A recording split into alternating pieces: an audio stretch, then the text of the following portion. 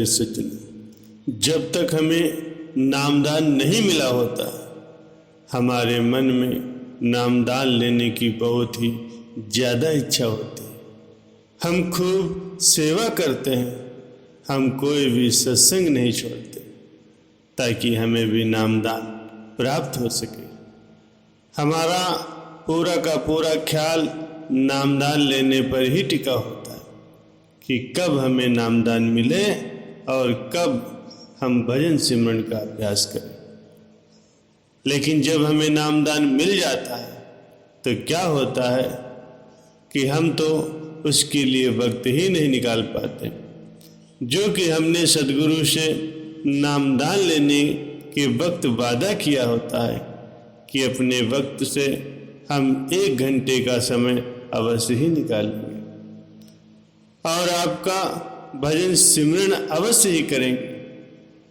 प्यारे सज्जन, सोचने वाली बात यह है कि जब नामदान नहीं मिला होता है तो हमारे अंदर कितनी तड़प होती है कि हम भी नामदान लें और भजन सिमरन का अभ्यास करें। और जब तक नामदान नहीं मिला होता, हम दूसरों को देखते हैं कि वो भक्ति कर रहे हैं, मालिक के नाम का भजन सिमरन कर रहे हैं, तो हमारे भी मन में ये इच्छा बहुत उठती है कि हमें भी जल्द से जल्द नामदान मिल जाए और मैं भजन सिमरन करने लग जाऊं। लेकिन होता यही है कि हमारे पास भजन सिमरन के लिए वक्त नहीं होता। प्यारे सज्जनों, हमें अपनी तरफ से कोशिश करनी चाहिए कि अपने दैनिक जीवन के कार्यों के लिए उसमें से 1 घंटे का वक्त निकालें और उस समय में भजन सिमरन करें। प्यारे सज्जनों, हमारे पास चाहे जितना काम हो, लेकिन उस काम से हमें अपने भजन सिमरन के लिए समय अवश्य ही निकालना है। ऐसा न हो कि नामदान लेकर के रख लें।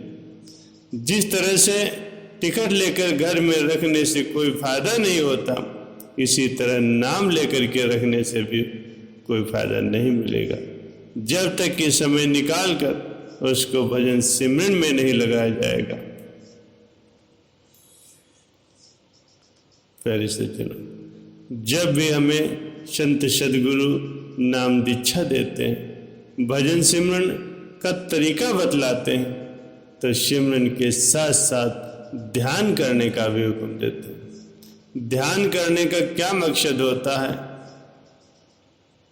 ध्यान करने का मकसद यही है कि हम सिमरन करते समय अपने ध्यान को अपने तीसरे तिल पर लाएं, क्योंकि वहीं से ही सारा काम बनना है, वहीं से ही सारी यात्रा शुरू होनी है।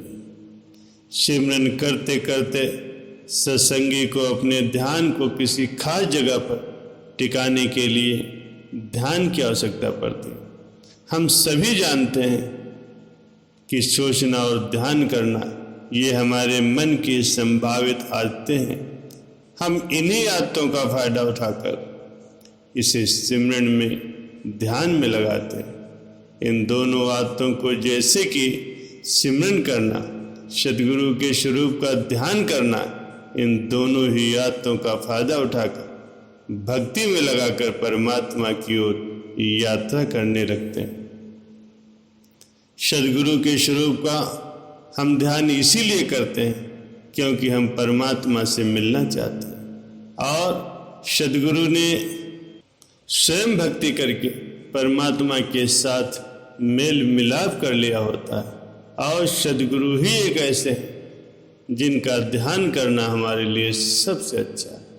अगर हम दूसरी चीज़ों का ध्यान करेंगे तो हमें क्या फायदा मिलेगा?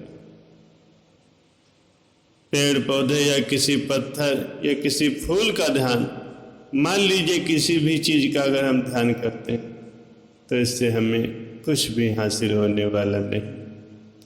अगर सद्गुरु के स्वरूप का ध्यान करेंगे तो सद्गुरु हमें वापस सचखंड ले जाएंगे और इसीलिए सद्गुरु के स्वरूप का ध्यान करना हमारे लिए बहुत महत्वपूर्ण होता है।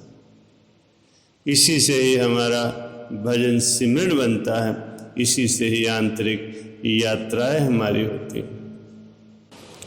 प्यारे सज्जनों, सद्गुरु हमसे बहुत प्रेम करते हैं। सद्गुरु के प्रेम का अगर 10वां हिस्सा भर भी अगर हम उनसे प्रेम करें तो हमारा काम समझो बन गया। एक बार एक छोटा सा बच्चा जिसकी उम्र लगभग 5-6 साल की थी, वो रोज देखता था कि उसकी मम्मी किस तरह से गुरु महाराज जी का भोग लगाती। तो उसके मन में भी आया कि आज से वो भी भोग लगाएगा। वो अपनी मम्मी से जिद करने लगा कि मम्मी आज से मैं भी भोग लगाऊंगा। उसकी मम्मी ने उसको मना किया कि तुम भोग नहीं लगा पाओगे, तुम्हें भोग लगाना भी नहीं आता, तुम श्री स्वरूप पर भोजन गिरा दोगे।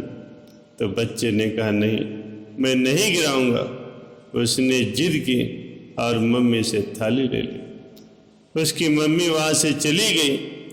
जब बच्चा अकेले में श्री गुरु महाराज जी को भोग लगाने लगा तो कहने लगा, गुरुजी भोग लगाओ। तो उसने श्री स्वरूप के ऊपर ही थोड़ा सा भोजन गिरा दिया।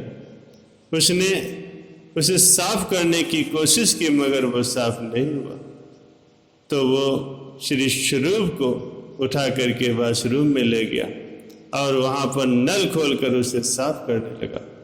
उस समय श्री स्वामी जी श्री आनंदपुर साहिब में विराजमान थे। वहाँ पर बैठे बैठे भीगने लगे। तो महात्मा जनों ने पूछा, स्वामी जी ये क्या लीला है? तो श्री गुरु महाराज जी ने फरमाया, एक छोटा सा नया भगत है, पहले वो मुझे भोग लगा रहा था और मेरे ऊपर उसने भोग गिरा दिया और अब मुझे नहला रहा है। प्यारे सज्जन, सद्गुरु हमारे सच्चे माता पिता हैं। वो हमारी बुराइयों को नहीं देखते, हमारी कमियों को नज़रअंदाज करते हैं, हमसे सच्चा प्रेम करते हैं। गुनहगार हूँ सद्गुरु, गुनाह बख्श दे, हो जाए दीदार तेरा, अपनी वो रजा बख्श दे।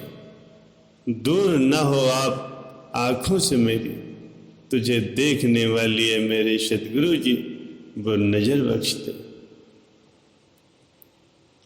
प्यारे सज्जन, हम भजन सिमरन भले ही कम करें, लेकिन बुरे कार्य, बेईमानी की कमाई, धोखे और छल से धन अर्जन करना, दूसरों को बेवकूफ बनाने का काम जरूर छोड़ दें।